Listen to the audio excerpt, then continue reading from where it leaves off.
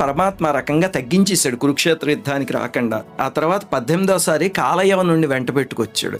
ఇద్దరు ఒకేసారి వచ్చారు కదా, ఆపదని చెప్పి పరమాత్మ ఇద్దరం మధ్యలో ద్వారకా నగరాన్ని నిర్మింపజేసి రాత్రికి రాత్రి అందరూ వెళ్ళిపోయి అక్కడ దాక్కున్నారు. ఓహో, నన్ను చూసి పారిపోయాడు అనుకుని విర్రవీగిపోయాడు. వినాశకాలే విపరీత బుద్ధి. ఆ తర్వాత వీడిని చంపించటానికి భీముణ్ణి అర్జునుణ్ణి తీసుకుని పరమాత్మ బ్రాహ్మణ వేషాల్లో వెళ్ళారు. మీకేం దానం కావాలి అని అడిగితే యుద్ధం కావాలి అని అడిగారు. అప్పుడు సరే అని చెప్పి వాడి కొడుక్కి పట్టాభిషేకం చేసేసి వచ్చి భీముడితో యుద్ధం చేశాడు. 14 రోజులు యుద్ధం జరిగింది. ఆయుధంతో చావడు కదా, అందుకని భీముడు వీడి దేహాన్ని 2 ముక్కలు చేసి అటు ఇటు పాడేస్తే మళ్ళీ అతుకుపోయేవి. అప్పుడు పరమాత్మ గడ్డిపోచని చీల్చి ఇలా పడేయకూడదు, దాన్ని తిరగేసి పడేస్తే అతుక్కోవు అని భీముడికి సైగ చేశాడు. అది చూసి భీముడు ఆ శరీరాన్ని చీల్చేసి ఒక ముక్క అటుపక్కకి ఒక ముక్క ఇటుపక్కకి పడేసరికి ఒంట్లోంచి మాంసం నెత్తురు అన్నీ కారిపోయి జరాసంధుడు చనిపోయాడు. శ్రీమాత్రే నమః.